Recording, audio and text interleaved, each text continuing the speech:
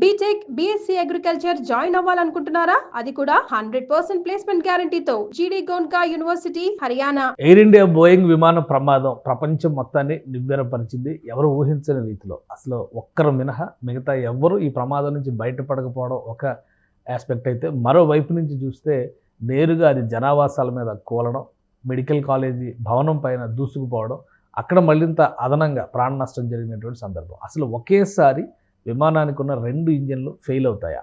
అలానే ఈ ప్రమాదం వెనుక కుట్ర కోణాలని ఎంతవరకు అంచనా వేయచ్చు? ఈ అంశాలపైన విశ్లేషణ చూద్దాం. మనతో పాటు ex army colonel Shyam Vijay Simha గారు ఉన్నారు. శ్యామ్ విజయ్ సింహ గారు నమస్తే. నమస్కారం. ఈ ప్రమాదం జరిగినటువంటి అది అంటే ఎవరు ఊహించరు. కేవలం 44 సెకండ్లలో కుప్పకూలిపోవడం, అది టేక్ ఆఫ్ అయినటువంటి 44 సెకండ్లో. ఫెయిల్యూర్స్ ఏమో టెక్నికల్ అంశాలకి సంబంధించినవి చెప్తున్నారు. ఇంకోవైపు టేక్ ఆఫ్లో కొన్ని లోపాలు ఉన్నాయి అంటున్నారు. మేడే అనేటువంటి కోడింగ్ ఇచ్చారు కాక్పిట్లో ఉన్నటువంటి వాళ్ళు అంటున్నారు. అసలు ఇది వాస్తవంగా ప్రమాదవశాత్తు జరిగిన ఘటనగా చూడొచ్చా? ఇందులో ఏమైనా కాన్స్పిరసీ థీరీస్ ఉండడానికి అవకాశం ఉందా? ఇప్పుడు ఇందులో మనం వాళ్ళు మొదలైనప్పుడు వాళ్ళు చెప్పింది ఏంటంటే, పైకి లిఫ్ట్ అవుతున్నప్పుడు థ్రస్ట్ రాకపోవడం, అంటే దాన్ని ముందుకు తోసేంత పవర్ అందులో లేకపోవడం వలన అది పడిపోయింది. ల్యాండింగ్ గేర్ కూడా కంప్లీట్ గా క్లోజ్ కాలేదు, ఓపెన్ అయ్యి మళ్ళీ క్లోజ్ అయిపోయింది అని చెప్తున్నారు. తర్వాత డ్రాగ్ ఉంది, డ్రాగ్ సరిగా క్లోజ్ కాలేదు, ఇట్లాంటివన్నీ చాలా చెప్తున్నారు. అంటిల్ అండ్ అన్లెస్ మనకి దగ్గరికి మనకు బ్లాక్ బాక్స్ వచ్చేంత వరకు లోపల ఏం జరిగింది అనేది మనకు ఐడియా ఉండదు. అది మొదటి విషయం. రెండో విషయం, ఇప్పుడు ఈ కాన్స్పిరసీ థియరీలు అంటే మనం ఏమన్నా కుట్రలు జరిగినాయి ఇలాంటివి ఏమన్నా ఉన్నాయా అనేది అంత నిర్దిష్టంగా మనం చెప్పడం చాలా కష్టం అండి.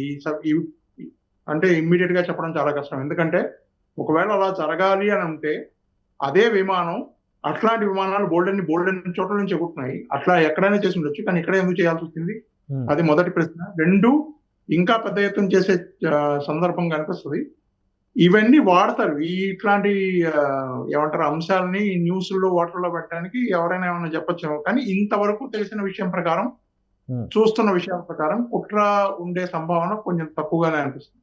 కానీ అంటే ఒకటి, ప్రధానమంత్రి సొంత రాష్ట్రం, అలాగే అహ్మదాబాద్కి బిజినెస్ సెంటర్గా ఉన్నటువంటి ప్రత్యేకత, అందులో గుజరాత్ మాజీ సీఎం విజయ్ రూపానీ ఉన్నారు, ఆయన కూడా మృతి చెందారని కన్ఫర్మేషన్ వచ్చేసింది.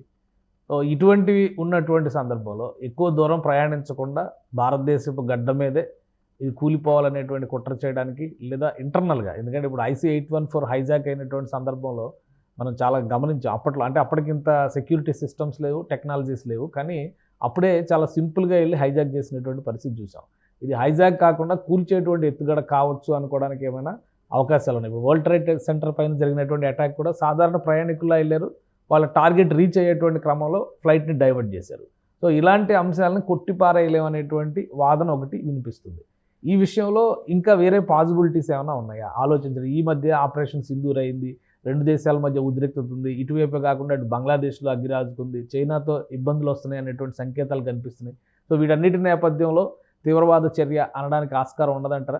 అంటే ఇప్పుడు మీరు చుట్టుపక్కల జరుగుతున్న విషయాలన్నీ చూసిన తర్వాత అట్లా అనిపించాలి అని అనిపిస్తూ ఉంటుంది అందరికి, అట్లానే ఉండొచ్చేమో అని కూడా అనిపిస్తూ ఉంటుంది.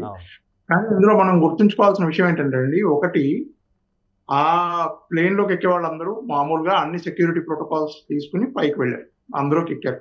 ఒకవేళ కనుక అది అంత తొందరగా అది పేలిందంటే అందులో బాంబు ఉండాలి, బాంబు లేదు. పోనీ ఏదైనా మిసైల్ కుట్ర అని అనుకుంటే అందులో బాంబు ఉండాలి, లేదు. హైజాక్ అయి ఉండాలి, కాలేదు.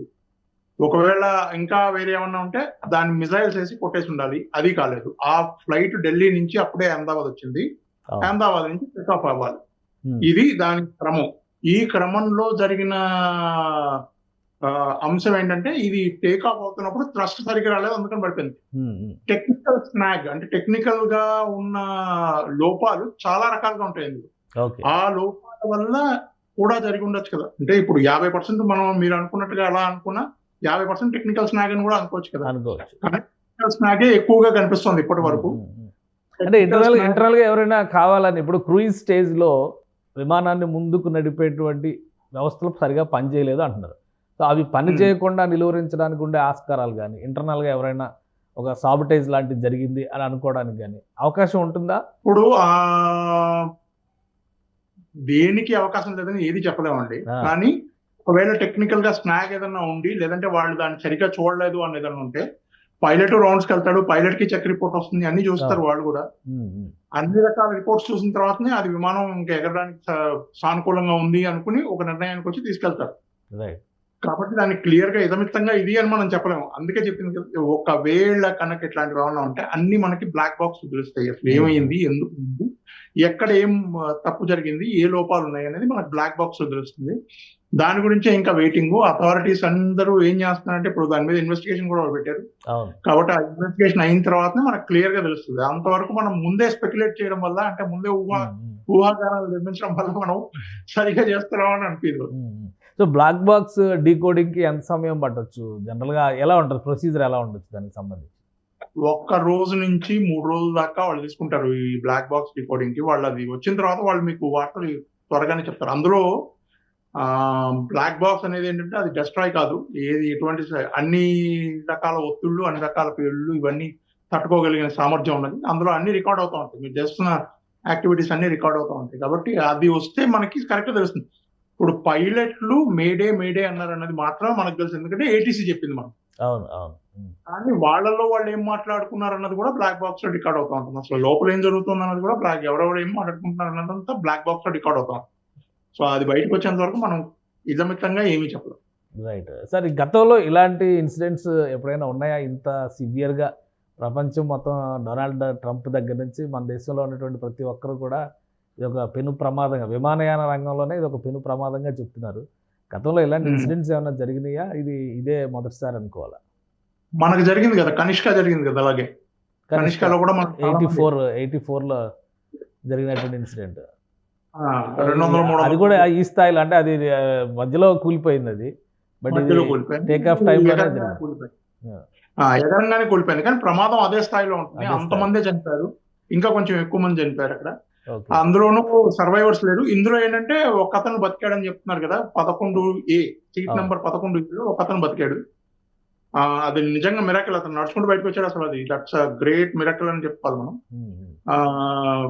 కానీ కనిష్కలో ఎవరు బతకలేదు. సో ఇట్లాంటివి అక్కడ కూడా జరిగాయి. అందులో కూడా సేమ్ ఇలాగే ఉగ్రవాద చర్యలు ఇట్లాంటివన్నీ చాలా డిస్కషన్కి వచ్చాయి. అంటే అన్లెస్ వాళ్ళు బ్లాక్ బాక్స్ తీసుకున్న తర్వాత దాని exact nature of defect, fault ఎందుకు పడిపోయింది అనేది కరెక్ట్ గా చెప్పగలిగారు. ఇప్పుడు కూడా మనకి ఇంకో కొన్ని రోజుల్లో తెలిసిపోతుంది ఎగ్జాక్ట్ గా ఏమైంది, ఎందుకు పడింది అని. ఓకే. సో ఎప్పుడైనా ఈ 2 ఇంజిన్స్ ఒకేసారి ఫెయిల్ అవడం అనేది జరుగుతుందా? ఎందుకంటే కొంతమంది టెక్నికల్ ఎక్స్పర్ట్స్ ఏం చెప్తున్నారంటే 2 ఒకేసారి ఫెయిల్ అవడం అనేది అసలు అసాధ్యం అని చెప్పి అంటున్నారు. ఉండేదే రెండింటిని ఒకదానికొకటి ప్రొటెక్షన్గా, కానీ 2 ఒకేసారి ఎలా ఫెయిల్ అవుతాయి అనేది ఒక పెద్ద డౌట్గా చెప్తున్నారు. అంటే ఒకదానికి బ్యాకప్ గా ఇంకోటి ఉంచుతారు, కానీ ఇప్పుడు 2 ఫెయిల్ అయ్యాయని అది ఊహాగానమే. అది నిజంగా ఇదే అయింది అని తెలియట్లేదు. అది కూడా కన్క్లూజన్ కాదు, అది కంక్లూజన్ కాదు. అది బట్ ఇప్పుడు 2 ఫెయిల్ అయ్యి ఉండొచ్చు అని చెప్తున్నారు. అది ఎంతవరకు నిజం అనేది మనం చూడాలి. ఇంకోటి ఏంటంటే అసాధ్యం అనేది కొంచెం కష్టమైన పదం అండి. అది అట్లాంటివి ఇప్పుడు ఈ మధ్యకాలంలో లేవు, మీరు చూస్తున్నారు కదా, ఏదైనా జరగచ్చు. మొదటిసారి జరగనంత వరకు అసాధ్యం, జరిగిన తర్వాత ఓహో ఇలా కూడా అవుతుందేమో అని అనుకుంటారు. కాబట్టి మనం ఏం చెప్పలేము. జనరల్ గా ఒక ఇంజిన్ ఇంకో ఇంజిన్ బ్యాకప్ ఉన్న లెవెల్లో ఉంచుతారు. కానీ ఈసారి మరి వాళ్ళ ఊహాగానం, అది ఇప్పటి వరకు జరుగుతుందంతా ఊహాగానమే. ఇంతవరకు బ్లాక్ బాక్స్ బయటకు తీసుకొచ్చి దాని నుంచి డికోడ్ చేసి మనకి ఏం చెప్పలేదు ఎవరు, కాబట్టి మనకు కరెక్ట్ గా ఐడియా లేదు. అది ఒక్కసారి బయటకు వచ్చిన తర్వాత మనం సరిగ్గా కరెక్ట్ గా చెప్పొచ్చు. Right sir, thank you sir విశ్లేషణ అందించినందుకు. ఇది అహ్మదాబాద్ ప్రమాదానికి సంబంధించి బ్లాక్ బాక్స్ డీకోడింగ్ చాలా ముఖ్యమైనటువంటి అంశం అని కల్లం విజయసింహ గారు చెప్తున్నారు.